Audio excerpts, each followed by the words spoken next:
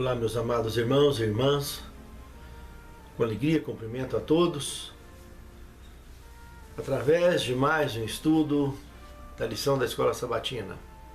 Gostaria de convidá-los para uma palavra de oração.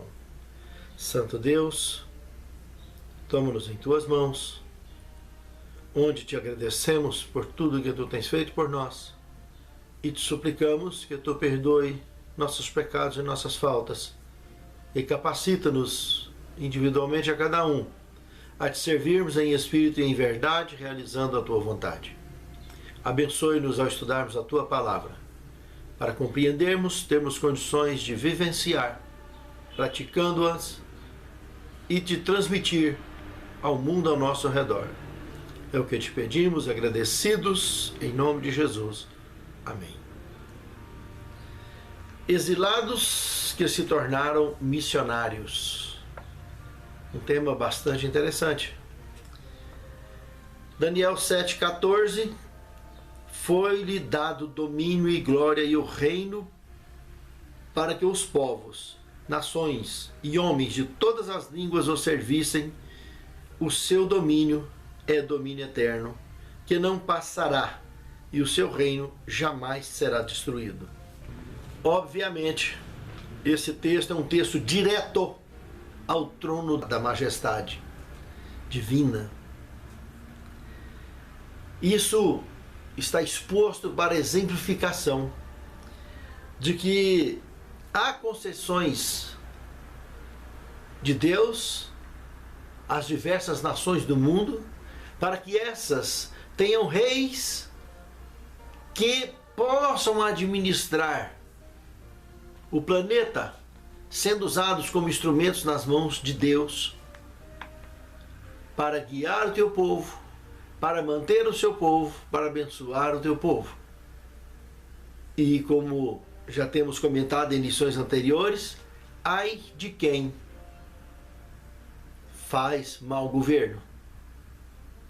Porque se não for guiado por Deus para alcançar o povo, será guiado pelas trevas. E isso maltratará o povo. E um dia alguém vai pagar essa conta. O segundo tema, o exilado. Aqui o texto bíblico chama a nossa atenção para o profeta Daniel. Daniel e Ezequiel, o profeta, nasceram mais ou menos na mesma época. Tinha diferença apenas de um ano um do outro. Ezequiel, mais velho, nasceu em 624 a.C. Daniel nasceu em 623 a.C. Quando aconteceu a primeira deportação para a Babilônia, pela invasão de Nabucodonosor a Jerusalém, Daniel estava com 16 anos. Tanto Daniel quanto Ezequiel foram exilados e viveram na Babilônia. Daniel, por sua vez, serviu então, desde o ano 607, da primeira deportação, passando por 3 anos de estudo ali na Babilônia. Ele, logo na primeira revelação profética, nós estaremos estudando no próximo tema, ele teria sido promovido a governador de Babilônia e chefe dos sábios. E ele serviu então, desde o ano 607 até o ano 539 a.C., servindo a Babilônia. 539 foi o ano que a Medo-Pérsia derrubou a Babilônia e assumiu o comando. Ele ainda serviu mais 2 anos e pouco. Esse período esse que se estenderia até o ano 537, onde se daria o final dos 70 anos do cativeiro babilônico profetizado por Jeremias, o profeta. Daniel morreu em 533 a.C., aos 90 anos de idade. Daniel foi um exilado de destaque. De forma inabalável, ele serviu. serviu num reino estranho a maior parte da sua vida. Quando ele foi para lá, ele tinha 16 anos, e lá ele morreu, ele não voltou para a terra dele. Ele serviu a Deus em espírito e em verdade. E foi um grande testemunho, uma grande influência naquele reino. Terceiro tema, testemunhas. Aqui, se analisarmos do capítulo 2 até o capítulo 5 de Daniel, teremos várias revelações interessantes sobre a vida deste profeta e da quantidade de testemunhas que acompanharam as manifestações de Deus pelo seu povo e por outras nações, como no caso aqui então, se tratando tanto de Babilônia quanto da Medo-Pérsia. Aqui, logo de cara, na primeira revelação profética, como eu disse anteriormente, a revelação da profecia da estátua. Olha só quantas pessoas, dezenas de pessoas morreriam por causa da ignorância de um tirano, de um rei tirano, que condenaria à morte caso não conseguissem revelar o que ele sonhou. Tinha que descobrir o que ele sonhou e interpretar. Olha que absurdo. Somente Deus poderia fazer tal coisa. E tal feito foi escolhido Daniel para revelar o que o rei teria sonhado e para interpretar com êxito o que ele sonhou.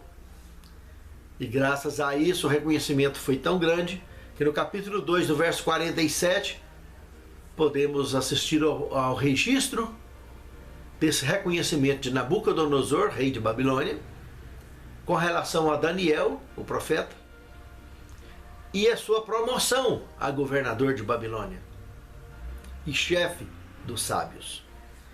Na altura do capítulo 4 de Daniel, temos a profecia da árvore, que sua interpretação foi clara e dita na cara do rei, representando o próprio monarca, que seria conduzido ao pasto, para pastar com os animais, para aprender quem é que põe e tira reis, quem que dá e tira autoridades. Testemunhas, tanto grandes quanto pequenos, foram testemunhas do poder de Deus. E quantos hoje querem contestar o poder de Deus? Querem peitar o poder de Deus? Quanta ignorância! Daniel na Pérsia, quarto tema. Então, do ano 539 a.C. ao ano 537, menos de 3 anos, este exilado, o profeta Daniel, serviria no reino da Pérsia. E aqui, aproximadamente com 85 anos de idade, tantos inimigos invejosos armaram para ele, ainda conseguiram colocar esse idoso na cova dos leões. E Dario, esse rei, foi outra testemunha do grandioso poder de Deus. Sabe, irmãos, tantos perigos nos circundam ao longo de nossas vidas, servindo ou não servindo a Deus. Tanta proteção Deus nos proporciona, reconhecendo ou não reconhecendo, enxergando ou não enxergando. Mas Deus tem feito a tua obra, seja na calada da noite, seja no barulho do dia. Em qualquer situação, Ele está proporcionando tudo para que tenhamos uma caminhada segura, para que tenhamos êxito em nossa luta e em nossa jornada.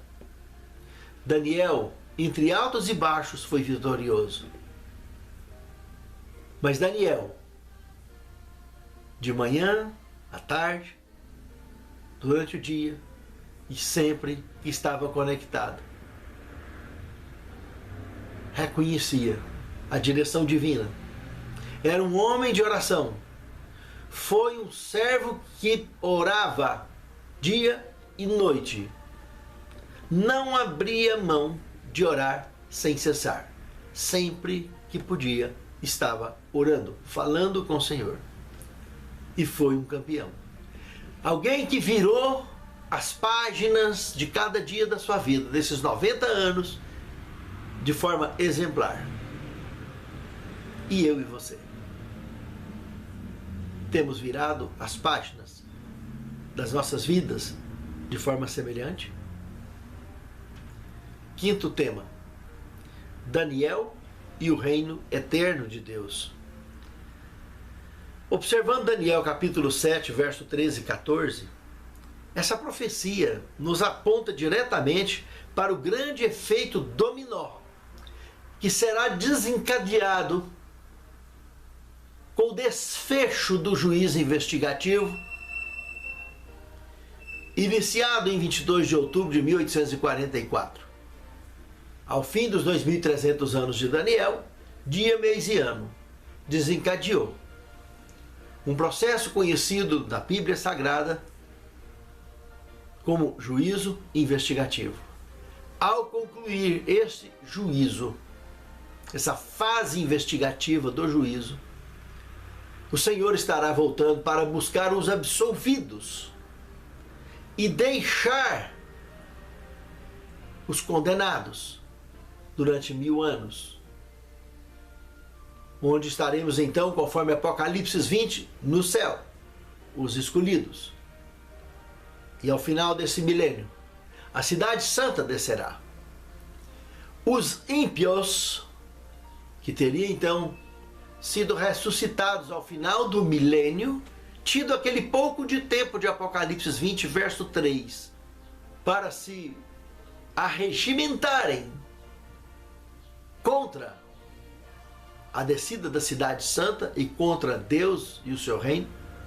Ao descer a cidade santa, cercarão a cidade para atacar, onde então haverá fogo e enxofre do céu, descendo sobre os ímpios, sobre Satanás, onde será exterminado por completo a história do pecado,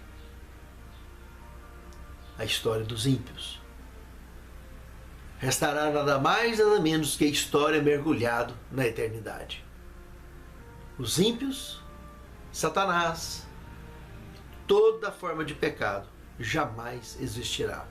A redenção atingirá a plenitude. Esse projeto maravilhoso atingirá o seu auge. A salvação eterna. A reinclusão nossa na eternidade. Por isso, escolhidos. Todos são chamados. Poucos os escolhidos, porque poucos escolhem a Deus. Poucos escolhem servir. Sexto tema: mais exilados que se tornaram missionários. Veja que Daniel foi um israelita que enfrentou um involuntário exílio em Israel, da mesma forma que José e Moisés no Egito, Neemias e Esther lá na Pérsia. Amados, se colocarmos um paralelo de dois desses personagens, Esther e Daniel, vamos observar alguns detalhes curiosos. Esther não identificou como membro do povo hebreu. Ela não se identificou como membro do povo de Deus, do povo hebreu. Daniel se identificou como membro do povo hebreu. Esther manteve sua religião para si mesmo. Daniel tornou conhecidas suas convicções religiosas. Esther, Deus a protegeu bem como sua família. Daniel, da mesma forma, protegeu Daniel e seus amigos. Esther testemunhou junto às pessoas da alta posição para salvar sua vida e a de seu povo. Daniel testemunhou junto às pessoas de alta posição para salvar sua vida e de outras pessoas também. E Esther ajudou a estabelecer a liberdade religiosa e o direito de defesa própria para uma minoria religiosa. Daniel influenciou diretamente o rei Ciro a permitir que os exilados hebreus reconstruíssem o templo de Jerusalém. Meus amados, José, que foi outro que citamos aqui no início desse tema de hoje, ele governou entre 1720 a.C. a 1690 a.C. Esses 30 anos do governo de José, da influência dele lá no Egito, foi a trégua dentro de 400 anos de escravidão, ou 430, né? Com essa trégua de 30 intercalada dentro dos 400 anos de serviços, de escravatura, de servidão pesada que o povo hebreu exerceu no Egito. Exilados, pessoas escorraçadas, maltratadas, injustiçadas, foram usadas como instrumentos vivos nas mãos de Deus, para levar consolo ao povo de Deus, para levar influência aos grandes. E nós temos também sido conduzidos diante de grandes e pequenos semelhantemente, para sermos um instrumento vivo nas mãos de Deus? Pense nisso, meu amado irmão. Pense nisso, minha amada irmã. Onde estamos na história deste mundo? Qual parte temos compartilhado com o mundo ao nosso redor da história deste mundo? Cada um de nós escrevemos a nossa história. E de que forma temos escrito a nossa? Sétimo tema: quando for, então chamado. Multidões serão chamadas para o ministério mais amplo. O mundo todo se está abrindo para o Evangelho. De toda parte desse nosso mundo vem o clamor de corações feridos pelo pecado em busca do conhecimento do amor de Deus. Já parou para pensar nisso? Isso que o Lar Adventista, página 484, 485, comentou, a pena inspirada, trouxe um comentário tão interessante. Mas já pensou que eu e você somos instrumentos na mão de Deus para alcançarmos essas pessoas? Para levarmos a palavra a elas? Para diverti-las de tudo que está descortinado através das profecias? Pense nisso, meu amado irmão. Pense nisso, minha amada irmã. Ninguém está no mundo por acaso. Cada um de nós temos nossa missão. Fomos chamados para uma missão distinta. E precisamos do poder de Deus para cumprirmos com nossa missão e sermos reintegrados à eternidade. Voltar para o lugar aonde jamais deveríamos ter saído. Nossa raça jamais deveria ter saído de lá. Saiu. A única forma, a única chave de retornarmos é Ele, o nosso eterno Salvador. Santo Deus, leva-nos de volta ao reino eterno, pelo Teu poder, pela Tua misericórdia, pela Tua graça. Santifica-nos em Tua palavra, porque a Tua palavra é verdade. Usa-nos como instrumentos vivos nas Tuas mãos, para que sejamos vitoriosos, nós e nossos lares representados. Que a cada dia possamos virar a página de nossas vidas como vitoriosos. É o que te suplicamos, é o que te agradecemos. Em nome de Jesus. Amém.